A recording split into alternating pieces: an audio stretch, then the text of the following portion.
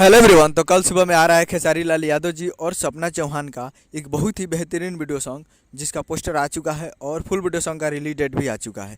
और इस गाने को लिखे हैं कृष्णा बेदर्दी जी और इसमें म्यूजिक दिए हैं अरियाज शर्मा जी। और इस गाने को गाए हैं खेसारी लाल यादव जी और करिश्मा कक्कर जी, जो कि आपको स्क्रीन के ऊपर दिखाई दे रहा है। जिस सॉन्ग का टाइटल रखा गया नींबू खरबूजा भल टू, जिसका टाइटल है नींबू खरबूजा भल टू।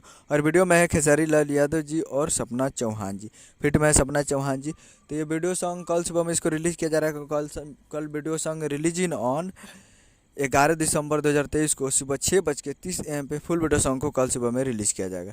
तो कल सुबह में तैयार रहेगा 11 दिसंबर को सुबह 6:30 पे, यानी 6:30 बजे कल सुबह में तैयार रहेगा। ये फुल वीडियो सॉन्ग को रिलीज़ किया जाएगा, जो कि काफ़ी बेहतरीन सॉन्ग है। और इसका आज टीजर रिलीज़ किया गया था वेस्ट भोजपुरी पे, तो उससे भी आप जाकर देख सकते हैं। और ये फुल वीडियो सॉन्ग कल सुबह में तो तैयार रहेगा वेस्ट भोजपुरी पे।